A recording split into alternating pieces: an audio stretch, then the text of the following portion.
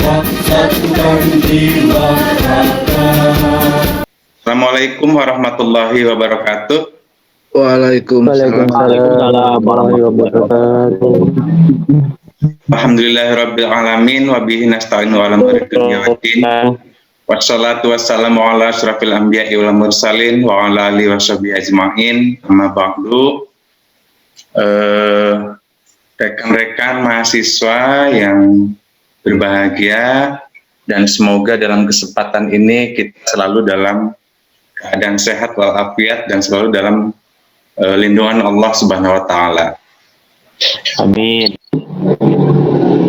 Pertama-tama marilah kita panjatkan puji syukur kepada Allah Subhanahu wa taala, salawat serta salam semoga tercurah limpahkan ke junjungan kita Nabi Muhammad sallallahu alaihi wasallam. Baik, dalam kesempatan ini sebetulnya kita lebih ke sesi diskusi ya. Namun sebelum kita masuk ke sesi diskusi, ada beberapa hal yang perlu atau ingin saya sampaikan. Pertama adalah tentang penjadwalan proyek ya, baik proyek PTN ataupun proyek konstruksi lainnya. Kemudian juga saya ingin menyampaikan tentang UAS kita ya. Saya awali pembahasan kita pada penjadwalan proyek. Kita coba share dulu materinya.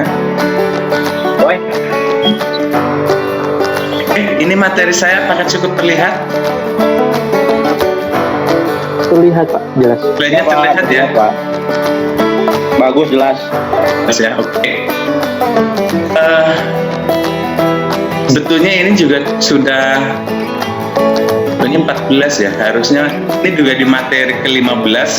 Sebetulnya ini saya share juga materinya ya, bahwa di sini kita akan membahas tentang jadwalan proyek yang di sesi 14 kita telah sampaikan tentang rencana anggaran biaya, pemindahan tanah mekanis, kemudian bagaimana cara kita membuat schedule bacat dan kurva S.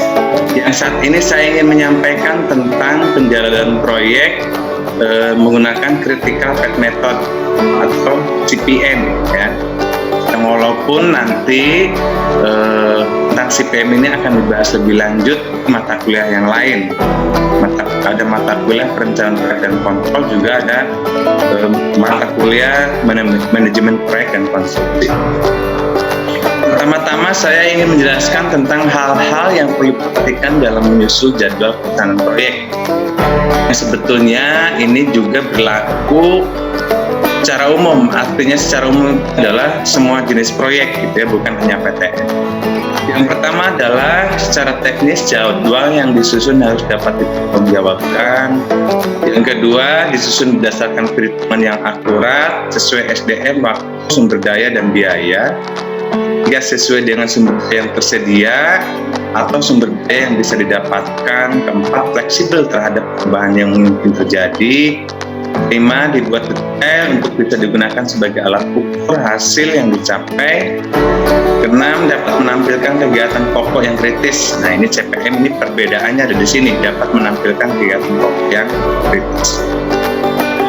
Nah, ini hal-hal penting lain yaitu tentang kondisi alam, metode pelaksanaan, sumber daya, faktor iklim dan cuaca, jenis pekerjaan, kapasitas area proyek, aturan setempat, dan adat istiadat atau budaya. Ini merupakan hal-hal penting yang perlu diperhatikan ketika kita akan menjadwalkan sebuah proyek ya.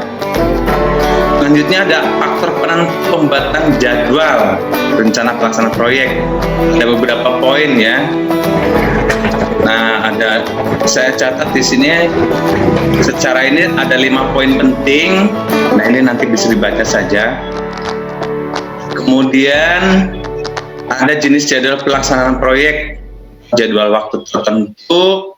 Kemudian yang kedua, bar chart atau Gantt chart.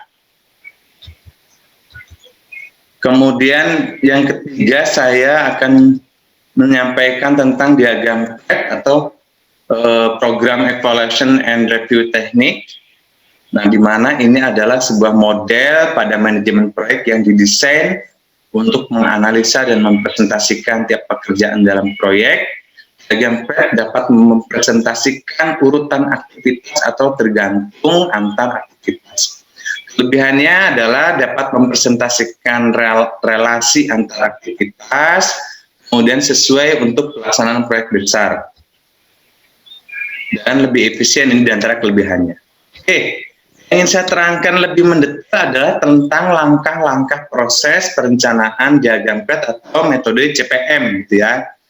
Di sini saya catat beberapa poin, diantaranya pertama, mengidentifikasi kegiatan atau aktivitas dan tonggak proyek. Kemudian yang kedua, menentukan urutan yang tepat dari kegiatan-kegiatan. Ketiga, menyusun model diagram jaringan.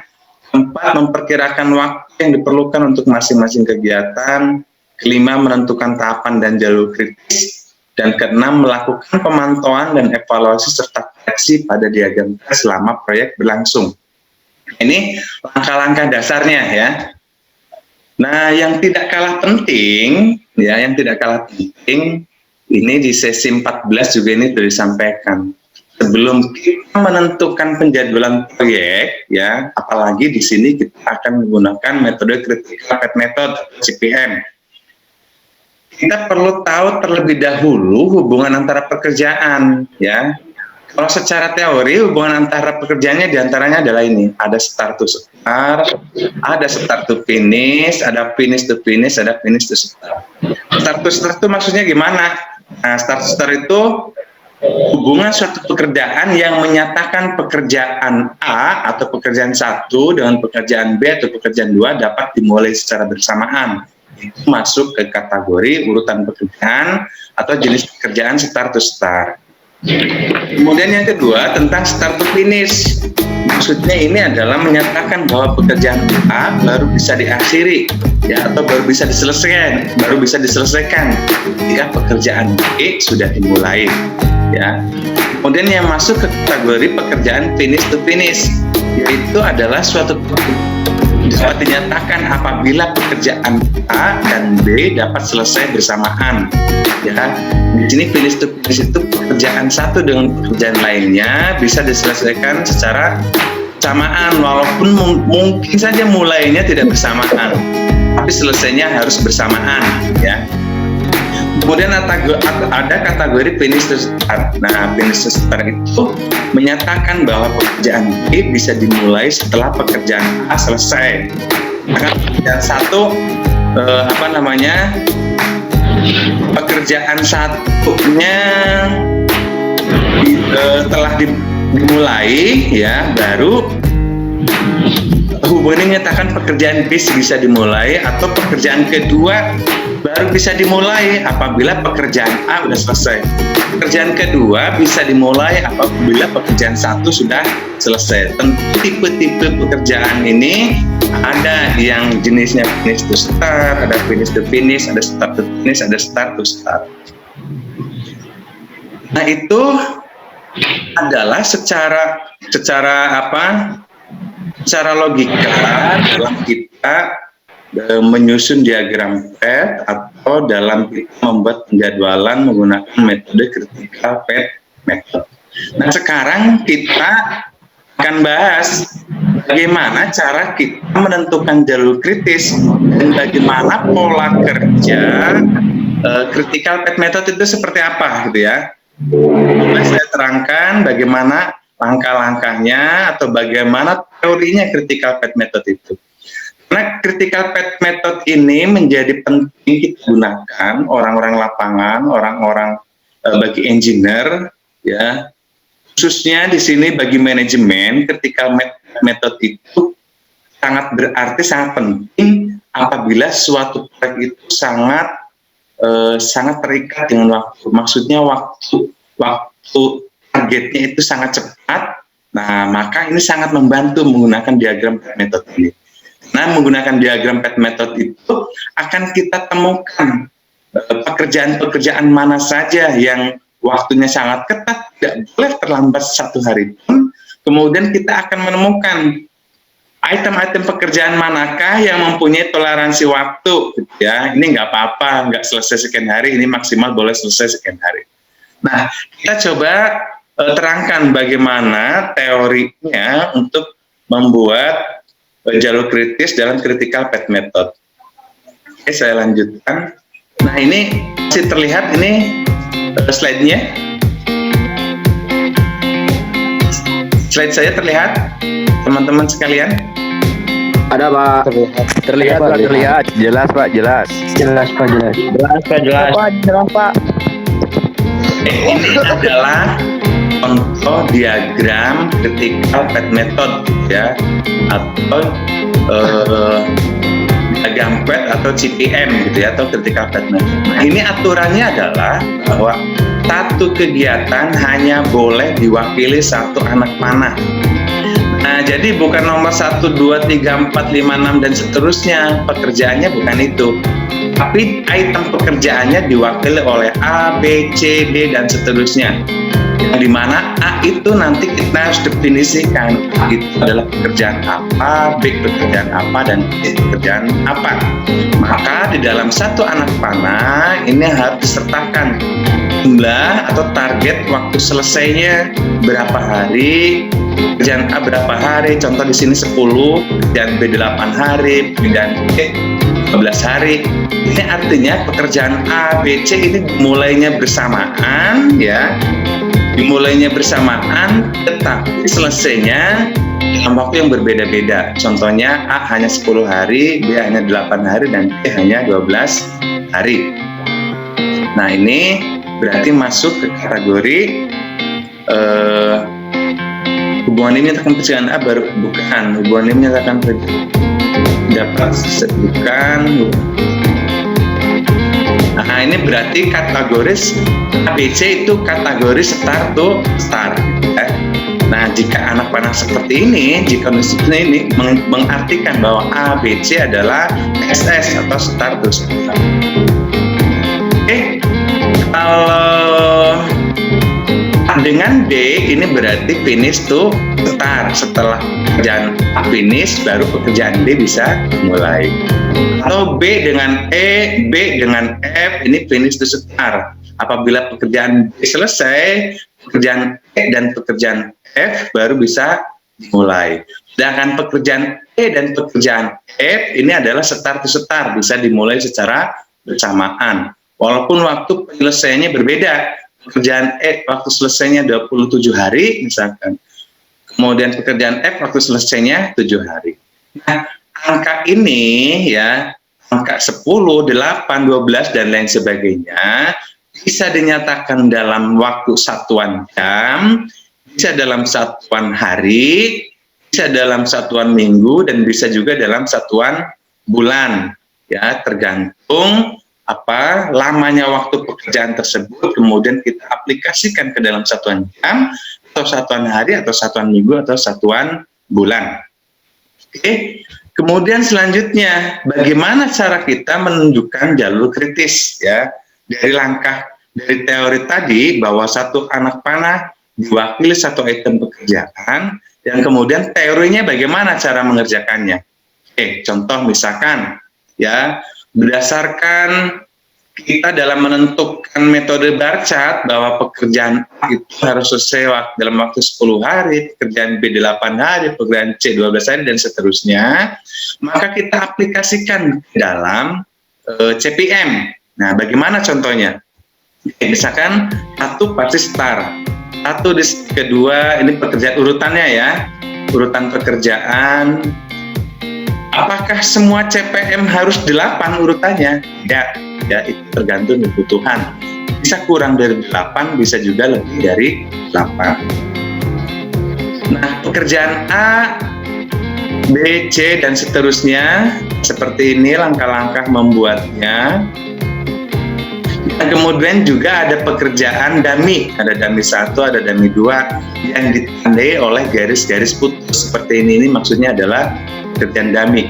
Maksudnya pekerjaan dummy itu bagaimana? Pekerjaan dummy itu adalah urutan pekerjaan ketiga dan keempat ini saling berkaitan, tetapi tidak signifikan akan mempengaruhi ke total waktu pelaksanaan.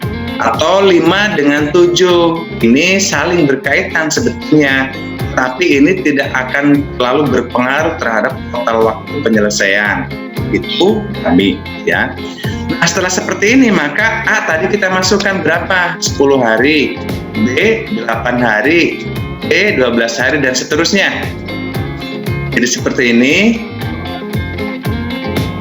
Nah, yang selanjutnya di sini 0 itu berarti mulai, ya, setar pasti 0. Baru ini di apa?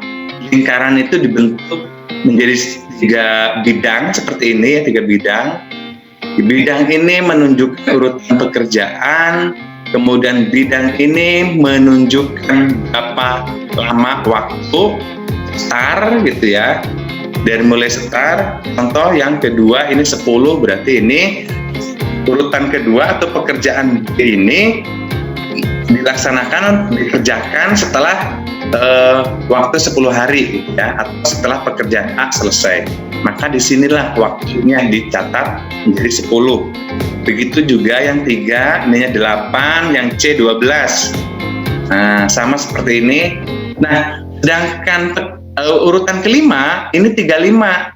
Kenapa 35? Karena urutan kelima itu akan tergantung pekerjaan D dan pekerjaan E.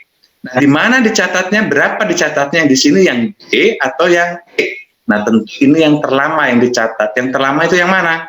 Yaitu pekerjaan B 8 hari ditambah pekerjaan E 27 hari. 27 ditambah 8 adalah 35.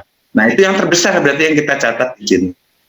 Ya, karena kalau pekerjaan D ditambah pekerjaan A ini baru 32. Ya, masih lebih lama pekerjaan B ditambah pekerjaan E. 8 ditambah 27. Oke. Selanjutnya pekerjaan F, pekerjaan nomor 6 adalah B ditambah pekerjaan F, 8 ditambah 7. Seterusnya sama seperti itu, ya.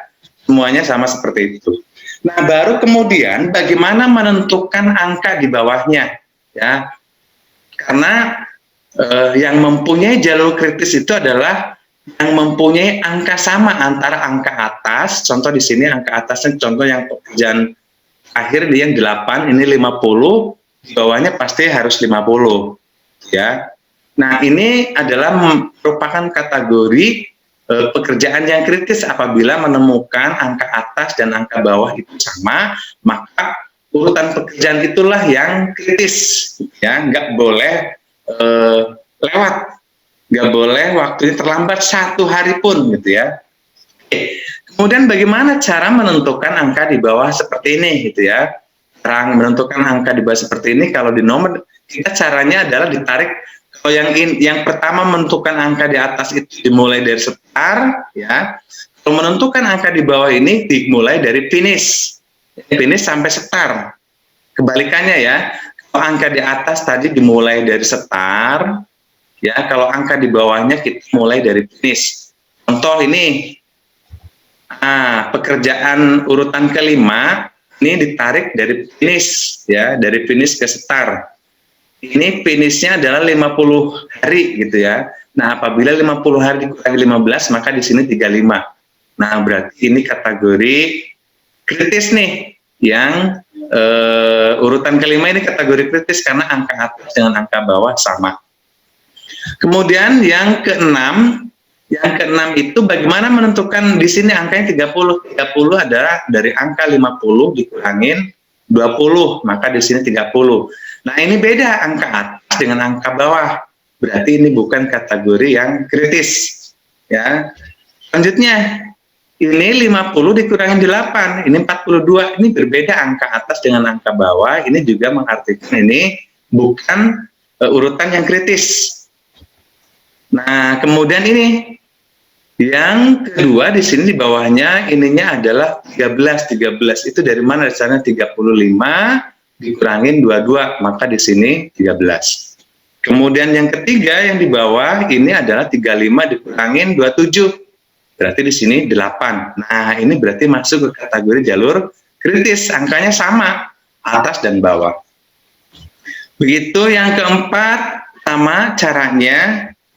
Dan ini pasti 0 karena di sini kurangin ini pasti 0, ini kurangin ini pasti 0, kemudian 10 kurangin 10 pasti 0. Maka mulai jalur kritisnya adalah dimulai dari setar. Maka jalur kritisnya adalah ini. Ini jalur kritis. Nah, inilah jalur kritis, bahwa yang jalur kritis itu ada urutan 1, urutan 3, urutan 5, dan urutan 8. Ya. Artinya, pertama-tama setarnya nggak boleh telat, kemudian urutan ketiga, ini di 8 hari, waktunya nggak boleh telat, kemudian urutan kelima, total waktunya 35 hari nggak boleh telat, urutan ke-8, total waktunya 50 hari nggak boleh telat. Ya. Nah, yang selanjutnya kita bisa mengetahui waktu slack. Kegiatan slack atau waktu slack itu adalah urutan pekerjaan yang masih mempunyai toleransi waktu, gitu ya. Contoh ini pekerjaan A, karena 10 dibanding 13 itu berbeda, maka ini punya waktu toleransi 13 hari. Artinya apa? Artinya urutan kedua ini sebetulnya diselesaikan dalam jangka waktu maksimal 13 hari, ini masih nggak ada masalah. Maka di sini waktu slacknya adalah, nah itu cara menentukannya ya. Sedangkan pekerjaan B, ini waktu slacknya 0, ini nggak ada toleransi lagi, nggak boleh maksimal dari 8 hari harus selesai. Ya. Pekerjaan C, ini 12 kurangi 9, waktu slacknya ada 7. Nah, ini punya toleransi waktu 7 hari, artinya ini diselesaikan dalam 19 hari, sebetulnya ini nggak masalah. Nah, itu yang dimaksud dengan waktu slack. Maka setelah kita buat diagram PET atau metrik critical path method, kita akan menemukan urutan pekerjaan mana yang sama sekali tidak boleh meleset dalam penyelesaiannya, kemudian urutan pekerjaan mana yang masih mempunyai toleransi waktu, gitu, dan masing-masing berapa lama toleransi waktu. Nah, itu selanjutnya ini tentang membuat kurva S, ini sudah dibahas di sesi 14. Contoh ini metode kurva S yang dibuat secara manual, di mana setiap titik waktu ini adalah, setiap titik-titik bobot ini adalah menyampaikan bobot progres setiap periode. Bobot progres setiap periode ini adalah hasil akumulasi dari penjumlahan masing-masing periode. Ya, ini sudah sampaikan. Ini juga metode manual. Nah, ini metode bar chart, gitu ya, penentuan penjadwalan proyek. Dan ini adalah sistem otomatis menggunakan kurva S. Contohnya adalah seperti ini. Di sini periodenya berapa, kemudian ini progres rencana kumulatifnya. Nah, untuk bisa mendapatkan bar chart kurva S, maksudnya grafik kurva S seperti ini progresnya harus kita buat kumulatif, ya.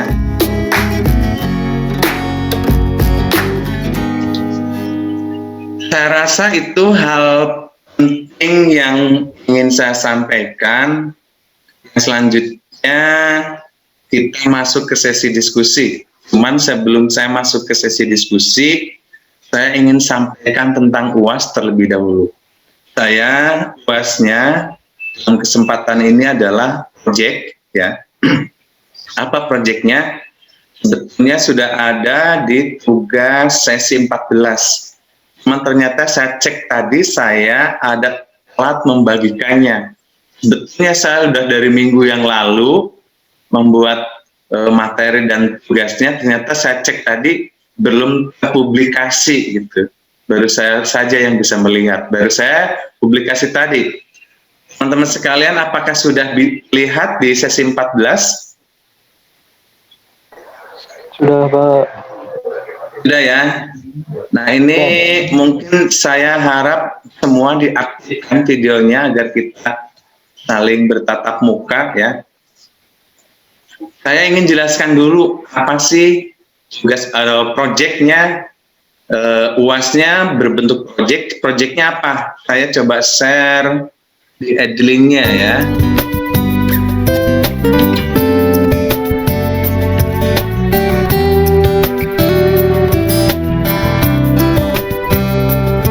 Edlink. coba masuk sesi 11. Nah, ini tugas. Oh, ini apa nih? 14, bukan 14 ya? Jangan-jangan salah saya nih. Oh, ini di sesi ini ya, tugasnya ya.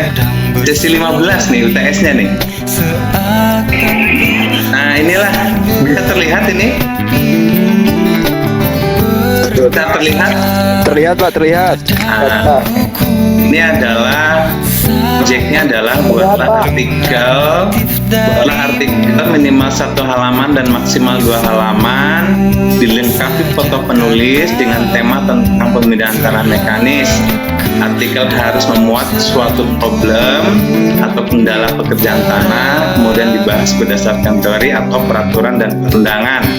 Nah, ini satu artikel ini berarti serah ini yang mau diangkat menurut teman-teman sekalian itu yang dianggap ini adalah kendala atau problem atau ini enggak lazim, itu silakan gitu ya, tentang apa gitu ya, misalkan tentang aliran drainase atau tentang apa silahkan dibahas di sini ya, artikel gitu. Kemudian yang kedua adalah buat video testimoni maksimal 1 menit terkait perkuliahan di teknik sipil Universitas Nusantara. Tema dapat mengangkat tentang isi perkuliahan PTM atau sistem perkuliahan online atau kompetensi penting mata kuliah PTM atau tentang dosen pengampu.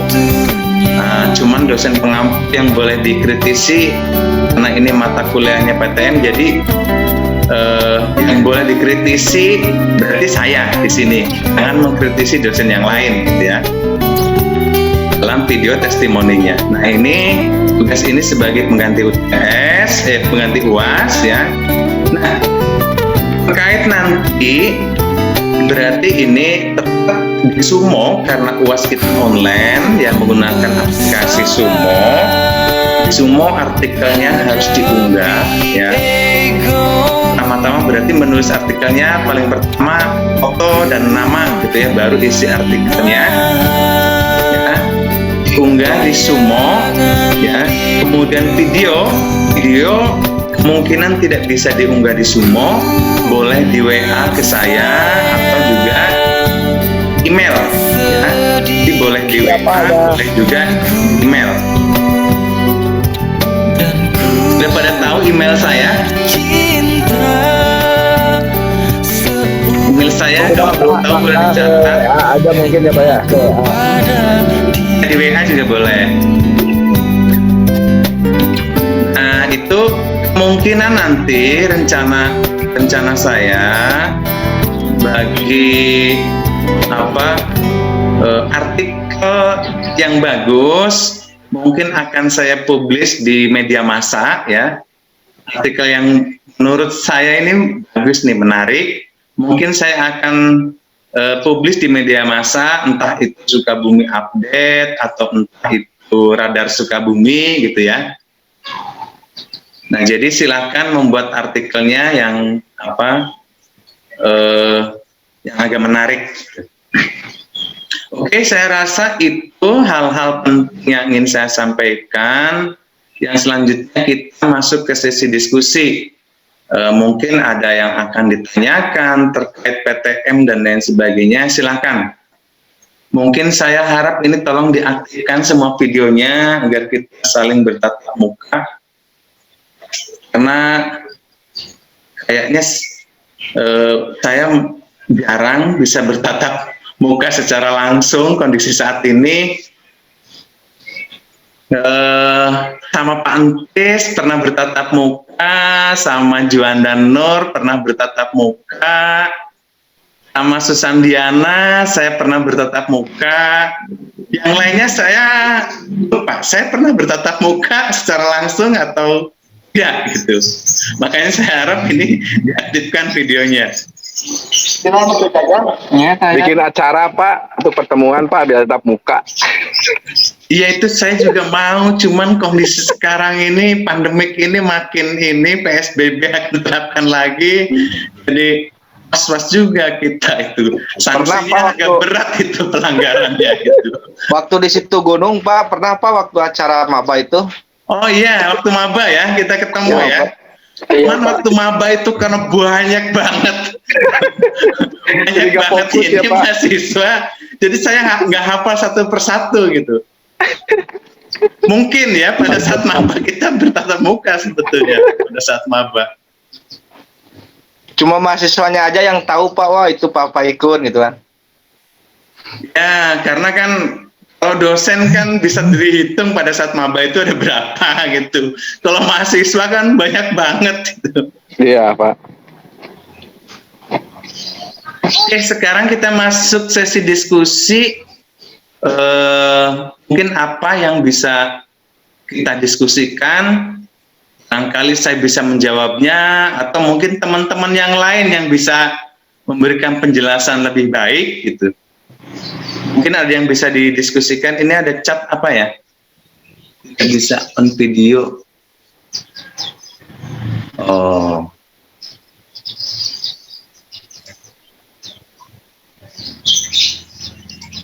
Oke, ada yang ingin disampaikan? Jika tidak ada, nggak apa-apa. Jika ada, ya mari kita diskusikan gitu. Kalau buat yang pengganti UAS itu Pak, paling lambat dikirimnya di Sumo ya Pak ya? Ya, di Sumo. Di Edling dan di Sumo, di Edlingnya tetap harus diisi ya. Ya. Edlingnya tetap harus diisi karena itu tetap menjadi bagian ini sesi ini masuk apa enggak gitu. Berarti di Edlingnya diisi, isinya boleh sama antara di Edling dengan di Sumo boleh gitu, karena memang itu ininya. Nah di Edling kalau nggak salah saya ininya kan tanggal berapa ya? Tanggal 30 atau tanggal berapa ya? Atau tanggal 26 gitu. Nah karena UAS kita itu kalau nggak salah dimulai tanggal 23 sampai 30 Januari, ya waktu akhirnya ya sampai tanggal 30 Januari. Nah intinya di Sumo, apa aja tuh, Pak? ya, Artikelnya apa aja, Pak? artikelnya ya terkait PTM lah, misalkan alat apa, mungkin kalau di PU itu mengerjakan pekerjaan tanah itu menemukan kendala apa, problem apa, itu silakanlah dikupas. Kebetulan Pak, saya ada sekarang kan ada yang longsoran itu, kita mau ditangani dengan geotekstil. Itu baru gimana Pak? Kalau itu kira-kira Pak? Gak apa-apa, gak apa-apa. Yang penting karena kita akademisi gitu ya. Nah ini yang catatan pentingnya nih. Karena kita akademisi berarti dalam membuat artikel itu kita harus mampu mempertanggungjawabkan, dan kalau menyampaikan teoritisnya berarti kita juga harus tersampaikan. Itu yang jangan dilewatkan ini akademisnya gitu. Kebetulan saya kan ada program itu geotekstil nih. Saya mau coba angkat gitu Pak. Boleh. Untuk penanganan Boleh. itu kan pemadatan tanah juga, terus itu mungkin yang baru juga Pak untuk penanganan yang tanah longsor amblasan gitu. Iya, boleh. Siap. Atau misalkan tentang biaya alat yang pernah ditemukan terlalu tinggi, atau misalkan tentang volume pekerjaan tanahnya antara RAB dengan faktual itu selisih jauh atau apa, silakan lah. Yang penting di sana ada problem, ada kendala yang itu agak menarik untuk kita list gitu. Kalau mengupasnya masalah kendala di lapangan aja Pak, misalnya di target sekian di RB, ternyata dengan kendala waktu penggalian ada batu atau ada apa gitu, bisa kan ya Pak ya? Bisa. Pokoknya yang itu aja yang realistis di lapangan aja gitu Pak. Betul, yang realistis saja gitu. Ya, siap. Yang realistis. Harus Jadi disertakan foto nggak Pak? Penekanannya, artikelnya mau mengkritisi peraturan silahkan gitu ya. kemudian atau mau apa menyampaikan ketidaksesuaian antara di contoh Pak Tatang yang sampaikan, silahkan gitu. Yang agak berat mengkritisi dosennya, Pak. Takut nilainya jelek ya. Iya, takut. Ini menarik Pak, betul. Kebetulan pekerjaan ini saya baru pertama mau mengerjakan ini. Yang geotekstil itu ya.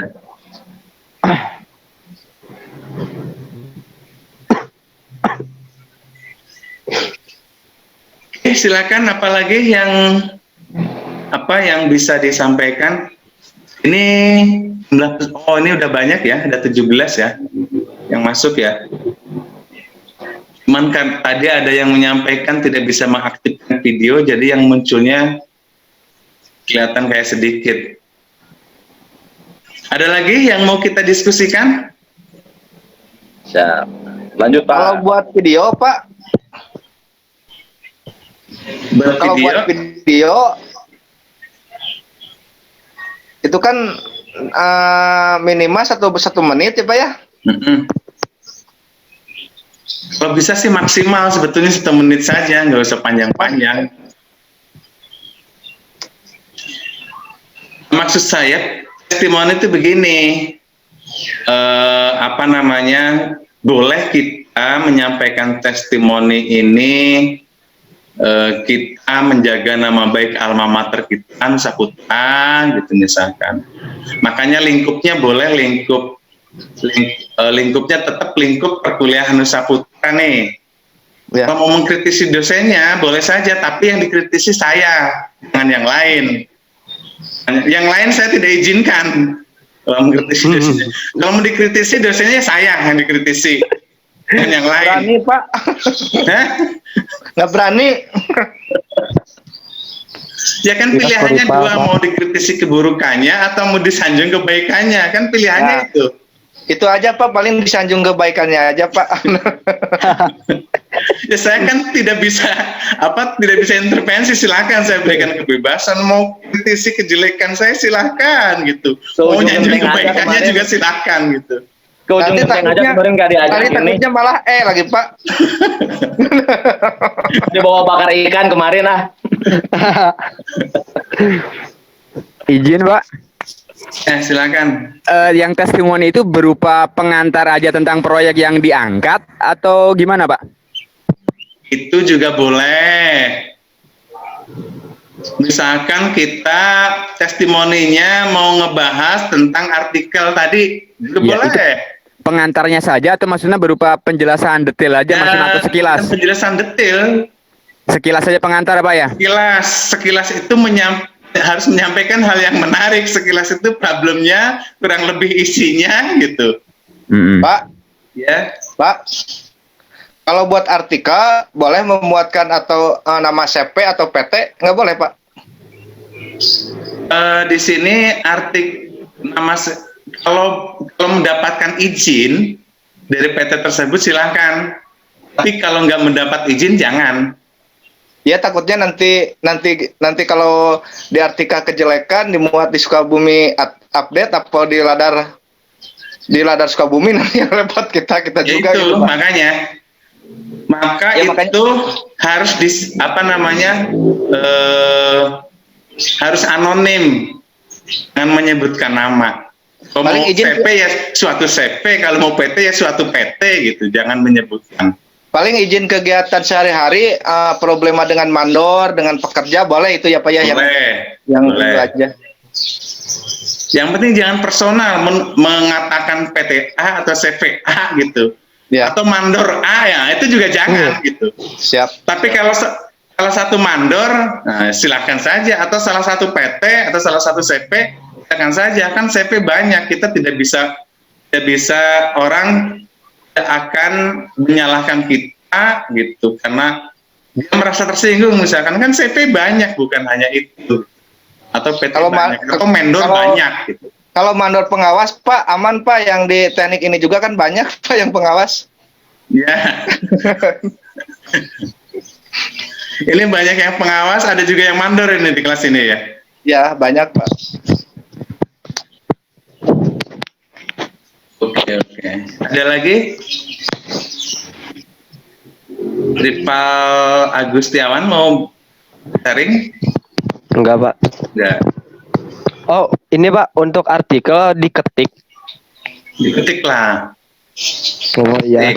Ya, dikirim dalam file Word atau PDF.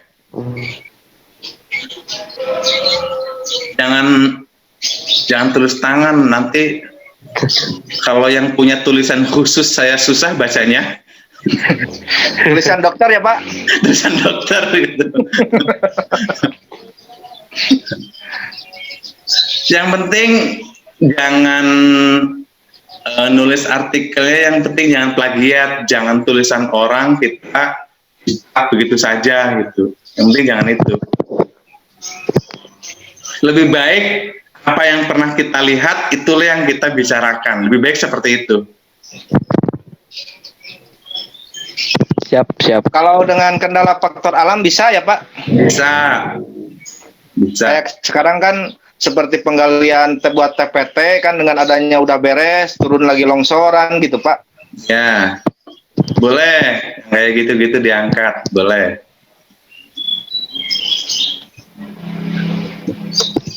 Faktor ekonomi, Pak. Maksudnya? Enggak, Pak, enggak. Ya, ada lagi yang mau kita diskusikan? Kalau nggak ada, Cukup Pak, cukup. kita akhiri saja ya. Nggak ada ya. Siap Pak. Nah, ini ada 17, siapa yang nggak hadir ya? Yang nggak hadir siapa?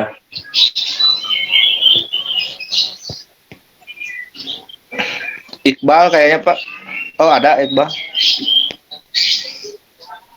Juan dan Nur ya, yang nggak hadir ya? Ada Pak. Oh, ini ada. Lagi gendong anaknya ya? Ya. Ngasuh kayaknya. Sayang anak, Pak. Sayang anak ya? Gak apa-apa, Pak Juanda, sayang anak bagus itu. Iya, Pak. Jadi idaman ibu itu.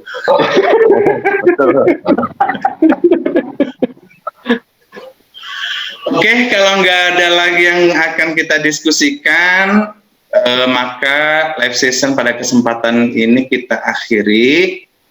Nah, untuk absensi nanti boleh like dan komen di video ini, nanti akan saya unggah juga di YouTube ya. Silakan like dan komen di sana supaya ada rekam jejak gitu ya. Dan saya memberikan juga kesempatan yang bermasalah handphonenya, laptopnya, atau kuotanya saat ini habis nggak bisa masuk. Ya, Pak. Kayaknya, Pak. Saya berikan toleransi, nggak apa-apa. Tapi silakanlah tonton videonya gitu. Paling tidak pada saat nonton video mendengar, oh kemarin live session itu yang dibahas gitu. Gitu ya. Oke, kurang lebihnya mohon dimaafkan. Kemudian saya akhiri. Billahi taufiq walhidayah. Walakum minkum. Wassalamualaikum warahmatullahi wabarakatuh. Waalaikumsalam. Waalaikumsalam warahmatullahi Wabarakatuh. Aduh, Angga keren. Pak, montok. Gimana, Kak? Sudah, Pak. Tenang. Wah, lu lompatan itu ya, Tilewung. Tekor penanaman mangrove. Aya live session bubur balik.